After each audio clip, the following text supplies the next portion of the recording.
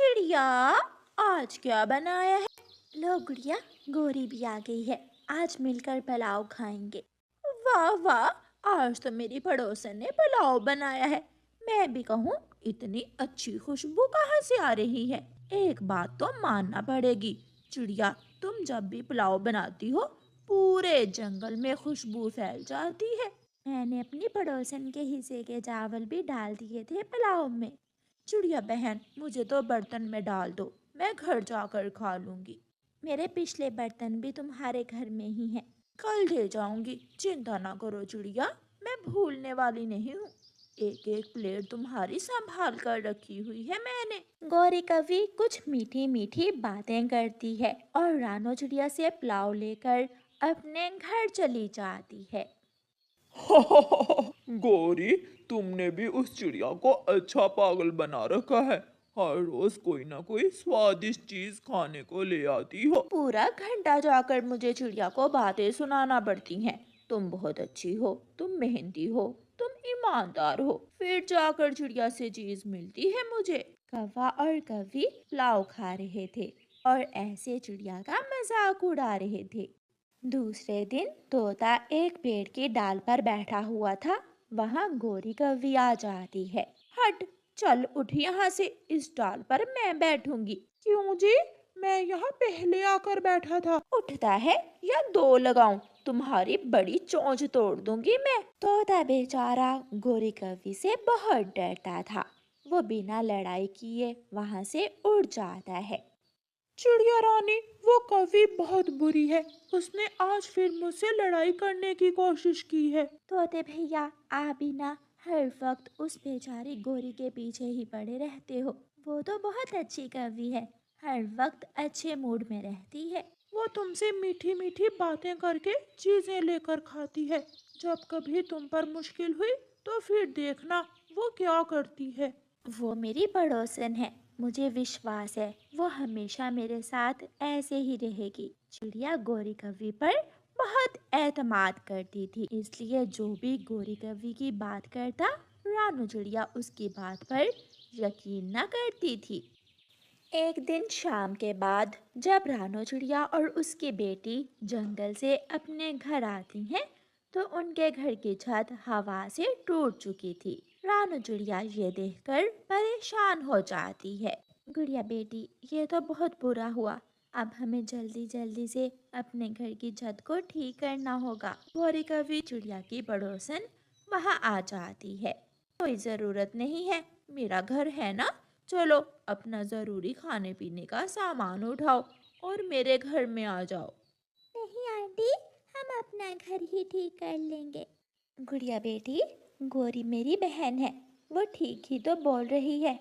आखिर पड़ोसी ही एक दूसरे के काम आते हैं। हम गोरी के घर में ही रह लेंगी। फिर रानो चिड़िया अपने घर से खाने पीने की चीजें जैसे चावल, गेहूं और दालें उठाती है और अपनी बेटी को लेकर गोरी कवि के घर चली जाती है। वो साथ वाला कमरा तुम ले लो चिड़िया, और जब तक तुम्हारा दिल करे तुम इस घर में रह सकती हो। देखा गुड़िया बेटी, मैंने कहा था ना कि कोई कुछ भी कहे, गोरी ने मुझे बहन कहा है और बहन बनकर ही दिखाएगी। चिड़िया, आज खाने को क्या बनाए? मैं दाल और चावल भी लाई हूँ, आप चिंता ना करें, मैं दाल चावल बनाती हूँ और सब मिलकर दाल चावल खाएंगे आज। फिर रानो चिड़िया रसोई में जाती है और जाकर दाल चावल बनाने लगती है। रात को वो सब मिलकर दाल चावल खाते हैं। चिड़िया 3 दिन तक कौवों के घर में रहती है और हर रोज चिड़िया खाना अपने लाए हुए अनाज से ही बना लेती और कौवों के मजे थे, वो मुफ्त में ही बना बनाया भोजन खाते और मीठी नींद सो जाते थे। चिड़िया बहन, अब भी मेरी बात मान लो। उस कवि पर विश्वास मत करो। वो लालच में आकर तुमसे मीठी मीठी बातें करती है। जब तुम्हारा दाल पानी खत्म हो जाएगा तो वो उसी दिन तुम्हें घर से निकाल देगी। तोते भैया, मैं हमेशा आपको यही बताती हूँ कि वो शुरू से ही मेरी पड़ोसन है, वो ऐसी नहीं है। ठीक है, जब वक्त आएगा तो देख लेंगे। फिर कुछ दिनों बाद रानू चिड़िया का लाया हुआ सारा राशन खत्म हो जाता है। गौरी बहन, मेरा दाल पानी तो खत्म हो गया। अब तो हम सबको मिलकर काम करना होगा। आज से आप अपना दाना ले आना और मैं अपना और अपनी बेटी का दाना ले आया करूँगी। ठीक है चिड़िया, मेरे सर में दर्द हो रहा है, तुम जाओ दाना लेने, मैं भी ले आऊंगी। आहिस्ता बोलो, मुझे नींद आ रही है। चिड़िया अपनी बेटी के साथ जंगल में अनाज लेने चली जाती है। मम्मा मम्मा, मुझे चावल का दाना मिल गया। हम यहाँ से चावल इकट्ठे करती हैं। गुड़िया बेटी, खुद पेट भरकर खा लो और बाकी के चावल इस थैली में डाल लो। हम ये चावल कल खा लेंगी। माँ चिड़िया और उसकी बेटी चावल खाती हैं और बाकी के चावल लेकर वापस चली जाती हैं। जब वो वापस जाती हैं तो कौवा और कौवी सो रहे थे। गौरी, तुम दाना लेने नहीं गई क्या? चिड़िया, मैंने कहा था ना कि मेरे सर में दर्द है, इसलिए मैं ना जा सकी। लाओ, हम दोनों तुम्हारे लाए हुए चावल ही खा लेते हैं। नहीं नहीं, ये चावल तो मेरे और मेरी बेटी के हैं। हम ये कल खाएंगी। चिड़िया, दो चावल क्या मांग लिए? तुम तो बातें ही सुनाने लगी। गौरी, मैंने हमेशा तुमको दाना दिया है, खाने को भोजन दिया है। अगर आज इनकार कर दिया तो कौन सा बड़ी बात है। उसी रात आसमान पर गहरे काले बादल छा जाते हैं और तेज बारिश शुरू हो जाती है। रानू चिड़िया और उसकी बेटी कौवों के घर में अलग कमरे में बैठी हुई थी। कौवा कौवी से कहता है, जाओ और चिड़िया से उसके चावल लेकर आओ, और अगर वो चावल ना दे तो अब चिड़िया हमारे किसी काम की नहीं रही, उसे घर से निकाल दो। गौरी कौवी रानू चिड़िया के पास जाती है। चिड़िया चिड़िया, भूख लग गई है, तुम अपने चावल हमें दे दो, कल हम दाना ला देंगे तुम्हें। गौरी, तुम्हारी नज़र कब से इन चावलों के चंद दानों पर ही है। बारिश शुरू है, अगर मैं दाना लेने ना जा सकी तो मेरी बेटी कल ये चावल खा लेगी। उठाओ अपना सामान और निकलो मेरे घर से। चल चल, अभी के अभी उठ, मालकिन बनकर बैठी है मेरे घर में। रानू चिड़िया गौरी कौवी का ये व्यवहार देखकर हैरान हो जाती है। गौरी, क्या हुआ है? तुम तो मेरी पड़ोसन हो। पहले तो तुम बहुत मीठी मीठी बातें करती थी मुझसे, अब क्या हुआ है? पहले तुम्हारे पास घर था और खाने को चीजें थी, अनाज था, और अब तुम्हारे पास कुछ नहीं रहा। चलो मेरे घर से बाहर निकलो। गौरी कौवी बारिश के मौसम में ही चिड़िया को अपने घर से निकाल देती है। अम्मा, तोते अंकल ने ठीक ही कहा था, ये गौरी आंटी तो बहुत बुरी है। आज हमने दाना नहीं दिया तो तुरंत उसने हमें अपने घर से बाहर निकाल दिया। गुड़िया बेटी, परेशान ना हो, तोता हमारी ज़रूर मदद करेगा। फिर मम्मा चिड़िया अपनी बेटी को लेकर तेज बारिश में तोते के घर जाती है और दरवाजे पर दस्तक देती है। तोता दरवाजा खोलता है। क्या हुआ चिड़िया? क्या निकाल दिया उस कौवी ने तुम्हें अपने घर से? तोते भैया, हाँ, उसने मुझे अपने घर से निकाल दिया। चिड़िया, जल्दी से मेरे घर में आ जाओ। तोता चिड़िया को अपने घर में ले जाता है। चिड़िया रानी, याद है ना मैंने क्या कहा था? वो लालची कौवी खाने के लालच में तुमसे मीठी मीठी बातें करती है।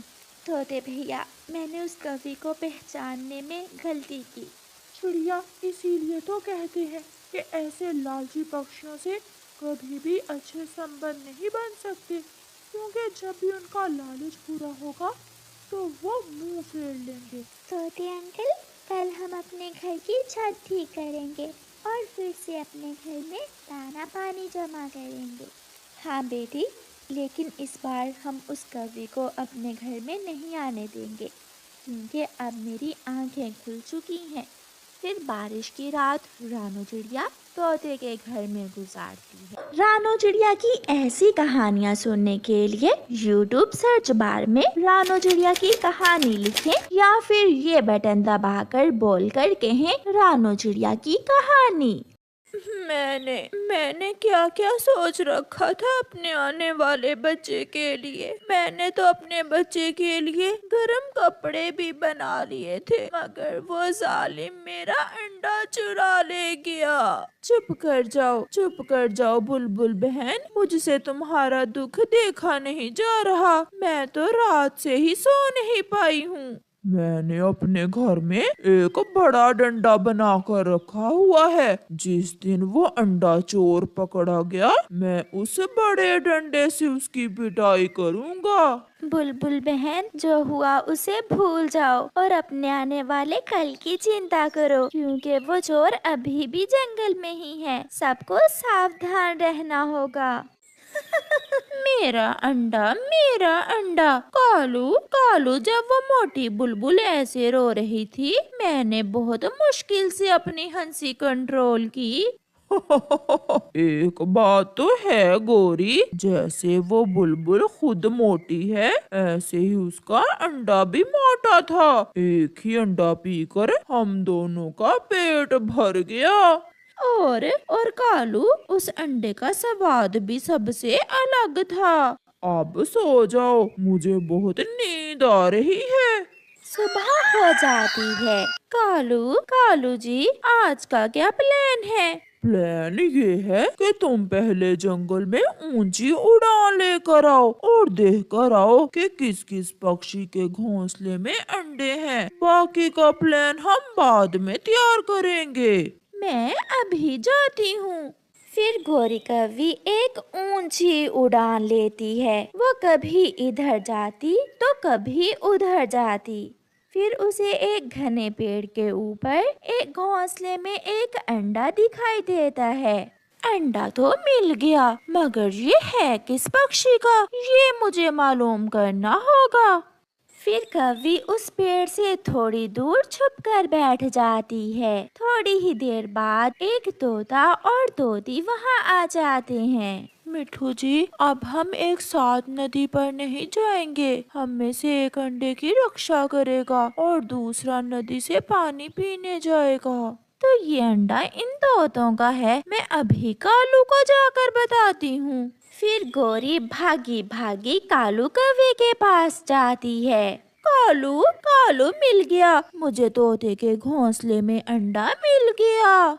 अगर वो अंडा पीना है तो हमें अच्छे से चोरी करना होगा, ताकि हम हमेशा की तरह पकड़े भी ना जाएं और कोई हम पर शक भी ना करे। मगर अब हमें करना क्या होगा? मैंने सारा प्लान तैयार कर लिया है। जैसे जैसे मैं कहूँ तुम वैसे वैसे ही करती जाना।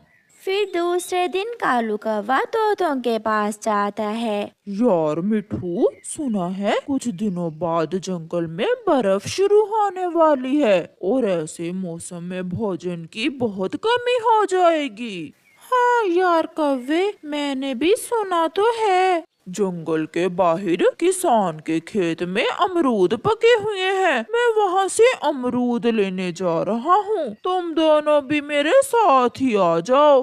मगर हम अपना अंडा छोड़कर नहीं जा सकते। मैं अकेला ही जाता हूँ, कालू तुम्हारे साथ।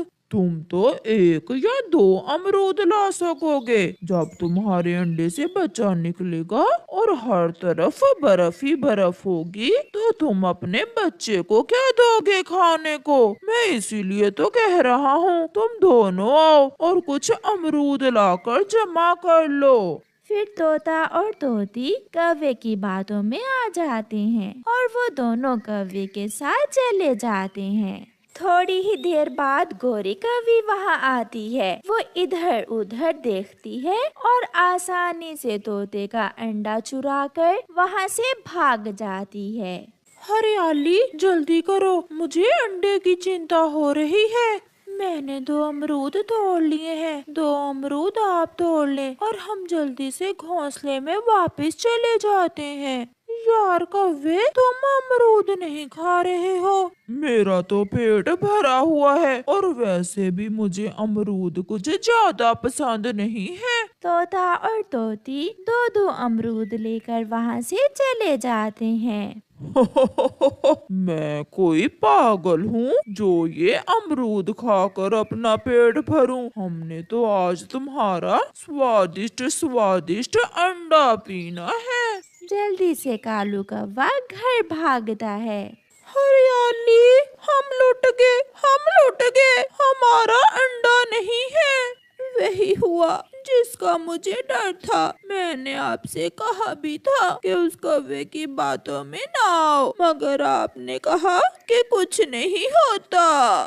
वो दोनों बैठे रो रहे थे। चिड़िया, बुलबुल और कबूतर भी उनकी रोने की आवाज सुनकर वहाँ आ जाते हैं। कालू, अब जल्दी से तोड़ो ये अंडा, मुझसे और इंतजार नहीं हो पा रहा। फिर कालू कौवा अपना काम शुरू करता है। वो अपनी चोंच में अंडा उठाता है। 1 2 3। कालू अंडा नीचे गिरा देता है और अंडा टूट जाता है। पार्टी शुरू हुई। वो दोनों जल्दी से तोते और तोती का अंडा पी लेते हैं। वाह, मजा आ गया। गोरी, चलो अब हमें भी जाकर तोते के पास झूठ मूठ का रोना होगा। कालू, तुम चिंता न करो, मैं इतना रोऊंगी कि कोई भी मुझ पर शक नहीं करेगा। वो दोनों अपने घर से निकलते हैं। कल बुलबुल का और आज तुम्हारा, कल किसी और का अंडा चोरी होगा। अब हमें कुछ न कुछ तो करना ही होगा। कौवे भी वहाँ पहुँच जाते हैं। मेरा तोता, मेरी तोती बहन, बहुत बुरा हुआ। मुझे जैसे ही पता चला कि मेरे तोतों का अंडा किसी ने चुरा लिया है, मैं और कालू दौड़े चले आए। कौवे, अगर हम तुम्हारे साथ अमरूद लेने ना जाते तो ये सब ना होता। दोस्त, तुम मुझे दोषी समझते हो तो मैं माफी मांगता हूँ तुमसे, मगर भोजन लाना भी तो जरूरी होता है। मेरे तोते का अंडा कोई वापस ला दे उस जालिम से। कोई मेरे तोते भाई का अंडा वापस ला दे। हौसला रखो गोरी बहन, हौसला रखो। अब ऐसा नहीं होगा। जब सब भोजन लेने जाएंगे तो मैं घोंसलों की निगरानी किया करूँगा। मैं ध्यान रखूंगा सबके घोंसलों का। सबको कबूतर की ये बात पसंद आती है और फिर वो सब ऐसा ही करते हैं। जब सारे पक्षी भोजन लेने जाते तो कबूतर जंगल में ऊंची उड़ान लेता और इधर उधर सब घोंसलों का ध्यान रखता। कालू जी, मुझे तो अंडे पीने की लत लग गई है। अगर आज अंडा ना मिला तो मैं मर जाऊंगी। उस कबूतर के बच्चे ने सारी ही खेल उल्ट कर दी। हम अंडे भी पी लेते थे और किसी को मालूम भी नहीं होता था। कालू जी, चले हम किसी दूसरे जंगल में जाकर किसी पक्षी का अंडा पी लेते हैं। अब यहाँ तो कबूतर हमारी कोई चाल चलने नहीं देगा। फिर कौवा और कौवी उस दिन उड़ते उड़ते दूर निकल जाते हैं। वो दोनों दूसरे जंगल में पहुंच जाते हैं। गोरी को एक घोंसले में 2 अंडे दिखाई देते हैं। कालू, वहाँ वहाँ घोंसले में कुछ है। हमारी तो किस्मत ही जाग उठी। अंडे, और वो भी 2-2। मैना, आप यहाँ इस जंगल में और तुम्हारे अंडों के पास कौन है? हमारे जंगल में हमें अपने अंडों की कोई चिंता नहीं है, क्योंकि हम सब पक्षी अपने अंडे घोंसलों के नीचे छुपा देते हैं और घोंसले में सामने सांप के अंडे रख देते हैं। अच्छा, ताकि जो भी वो अंडा पिए वो मर जाए। हाँ, इसी तरह तो हमने पिछली बार चील को और बुरे कौवे को मारा था। अब मैं जाती हूँ, मैं तो इस जंगल में दाना लेने आई थी।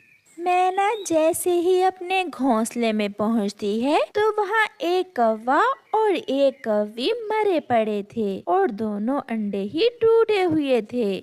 हमारे अंडे पीना इतना आसान नहीं है। अगर तुम चातर कौवे हो तो मुझे भी मैना कहते हैं, मैना। कबूतर भागा भागा चिड़िया के पास जाता है। चिड़िया चिड़िया वो कालू और गोरी ही थे जो हमारे अंडे पीते थे। कबूतर भैया, ये आप क्या कह रहे हैं? हाँ चिड़िया, क्योंकि वो आज दूसरे जंगल में जहरीले अंडे पी लेने से मर गए हैं। ये सुनकर चिड़िया बहुत हैरान हो जाती है। ऐसे बुराई अपने अंजाम तक पहुंचती है। प्यारे दोस्तों, अब इस कहानी को जल्दी से लाइक कर दें और कमेंट करना बिल्कुल ना भूलना। आपका धन्यवाद। अगर माँ अपने बच्चों को पालने के लिए रातों की नींदें कुर्बान कर देती है, तो वहीं एक बाप अपने बच्चों का पेट भरने के लिए अपनी जान तक दे देता है। सागर वाले जंगल में मेला लगा हुआ था। कोई पक्षी झूले पर बैठा हुआ था तो कोई नाव पर, और छोटे पक्षी नाचते हुए जोकर को देखकर बहुत खुश हो रहे थे। जोकर अंकल और नाचे।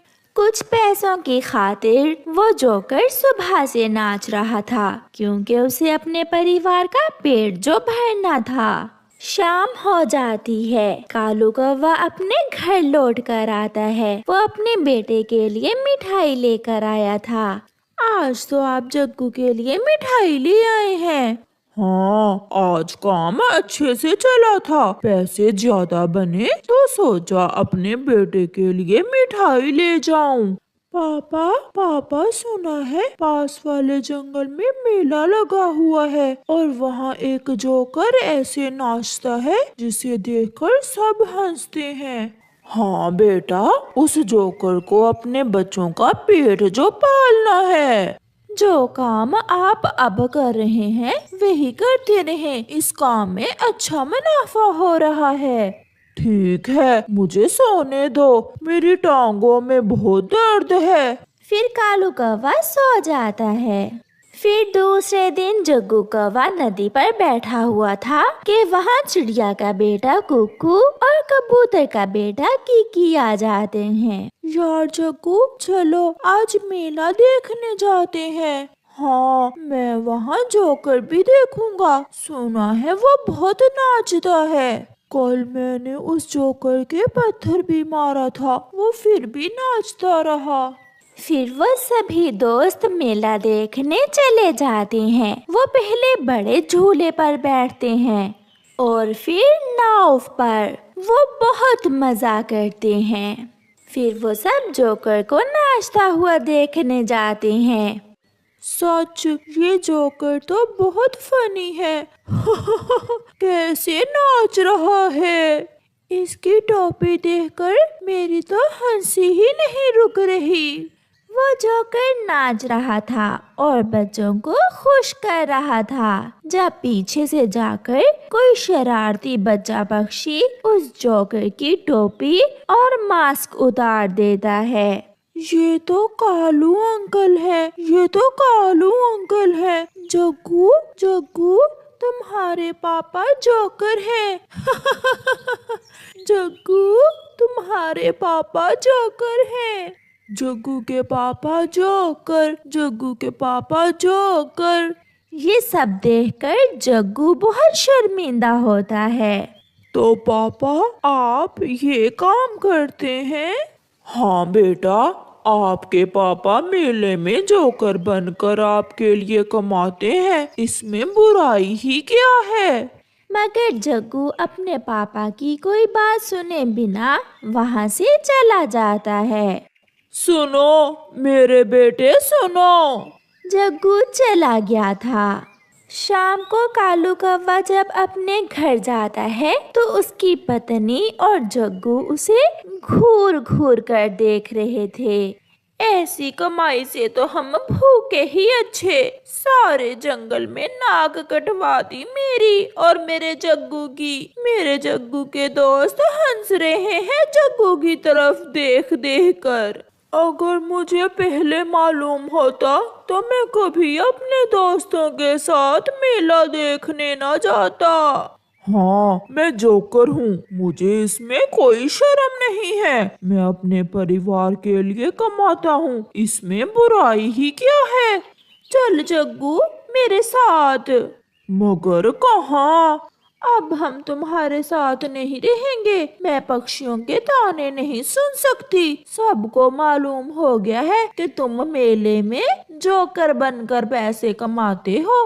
कालू बहुत रोकता है, मगर गौरी कौवी अपने बेटे को साथ लेकर वहाँ से चली जाती है। दूसरे दिन तोता कालू को लेने आता है। चल दोस्त, आज काम पर नहीं जाओगे क्या?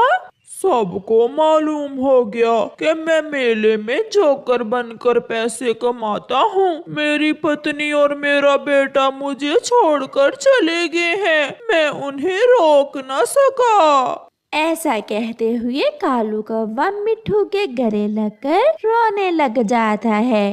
वो क्या जाने कि एक पिता को अपने परिवार का पेट पालने के लिए क्या क्या करना पड़ता है। जाओ दोस्त, मैं नहीं जाऊंगा। मेरी तबीयत ठीक नहीं है। गौरी अपने बेटे को साथ लेकर अपनी माँ के घर चली जाती है। वहाँ जाकर उसे मालूम होता है कि उसकी माँ तो 2 दिन पहले ही मर गई थी। वो थोड़ा रोती है और फिर अपने बेटे के साथ उसी घर में रहने का फैसला करती है। समय गुजरता गया। फिर कुछ दिनों बाद कालू कौवा बीमारी के कारण मर जाता है। वो तुम दोनों की वजह से मरा है। वो बहुत परेशान था। जब से तुम उसे छोड़कर आए, वो ना खाता था ना पीता था। गौरी और जग्गू को मिट्ठू कालू के मरने का बताकर वहाँ से चला जाता है। गौरी थोड़ी देर अपने पति की याद में रोती है। थोड़े ही दिनों बाद गौरी के पास जो था वो खत्म हो जाता है और वो अपने बेटे से कहती है, जग्गू बेटा, घर में खाने को कुछ भी नहीं है। अब तुम जाओ और कोई काम धंधा करो। माँ, अभी मुझसे ये काम वाम नहीं होते। जब समय आएगा मैं कर लूँगा। फिर गौरी अपने बेटे का पेट भरने के लिए चील के घर में काम करती है। वो चील के बर्तन धोती है। वो चील के घर में सफाई करती है। वो चील के वॉशरूम साफ करती है। कालू, तुम सच्चे ही थे। मैंने तुमको छोड़कर बहुत बुरा किया। संतान को पालने के लिए सब करना पड़ता है। तुम तो एक जोकर बने थे और मैं दूसरों के घरों में काम करती हूँ। कुछ दिन ऐसे गुजर जाते हैं और फिर एक दिन गौरी कौवी बीमार हो जाती है और वो मर जाती है। अब रह गया था अकेला जग्गू। वो अकेला था, इसलिए उसे ज्यादा काम ना करना पड़ता। वो घर से निकलता और जो मिलता वो खा लेता। अगर शाम को देर हो जाती तो वो पेड़ की शाख पर ही बैठकर सो जाता। उसे अभी तक कोई चिंता ना थी। फिर एक दिन उसे एक कौवी पसंद आ जाती है और जग्गू कौवा उस कौवी से शादी कर लेता है। ये घर मेरी नानों का था। मैं अपनी मम्मा के साथ इस घर में रहता था। आप काम क्या करते हैं जग्गू जी? अभी तक तो मैं कुछ नहीं करता, मगर मैंने सोचा है अब मैं कोई ना कोई काम शुरू करूँगा। फिर कुछ दिन तो गुजर जाते हैं क्योंकि जग्गू की पत्नी के पास कुछ पैसे थे। जब उसके पास पैसे खत्म होते हैं तो वो अपने पति जग्गू से कहती है, जग्गू जी, हमारे घर में अंडा आने वाला है। ये सुनकर जग्गू बहुत खुश होता है। तो क्या मैं पापा बनने वाला हूँ? हाँ पति जी, इसलिए अब आपको कोई ना कोई काम जरूर करना होगा ताकि हम अपने आने वाले बच्चे को खुशियाँ दे सकें। फिर जग्गू काम ढूंढने घर से निकलता है। वो सारा दिन फिरता है। बुलबुल भी उसे अपनी दुकान पर नहीं रखती। वो कबूतर के पास जाता है। वो चिड़िया के पास जाता है, मगर उसे कहीं भी कोई काम नहीं मिलता। 20 दिन गुजर जाते हैं। उसकी पत्नी ने जो अंडा दिया था उसमें से बच्चा भी निकल आता है, जिसे देखकर जग्गू बहुत खुश था। मेरा सोनू मोनू, मेरा काला काला बेटा कितना सुंदर है। ठंड आने वाली है, अब बच्चे के लिए गर्म कपड़े बहुत जरूरी हैं। क्या आपको कोई काम मिला? ये सुनकर जग्गू बहुत परेशान हो जाता है। वो चुप होकर बैठ जाता है। दूसरे दिन वो फिर से काम की खोज में जाता है। उड़ते उड़ते वो अपने पिता कालू के घर के पास से गुजरता है तो उसे गुजरा समय याद आ जाता है। अपने पुराने घर में जाता है। वहाँ कुछ पंख उसके पिता के टूटे हुए पड़े थे। वो सारी बातें उसकी आंखों के सामने आती हैं। पिताजी, आपने जोकर बनकर मुझे बहुत शर्मिंदा किया है। सब मेरा मजाक उड़ा रहे हैं। अपने परिवार को पालने के लिए सब करना पड़ता है। फिर जग्गू की नजर थोड़ी दूर पड़ी जोकर वाली टोपी और मास्क पर जाती है। कुछ देर सोचने के बाद जग्गू वो टोपी और मास्क उठाता है और सागर वाले जंगल में लगे हुए मेले में पहुंच जाता है। आज फिर वहां एक जोकर नाच रहा था जिसे देखकर बच्चे बहुत खुश थे और वो कालू कौवा नहीं बल्कि वो जग्गू कौवा था क्योंकि उसे अपने बेटे के लिए भोजन लेकर जाना था।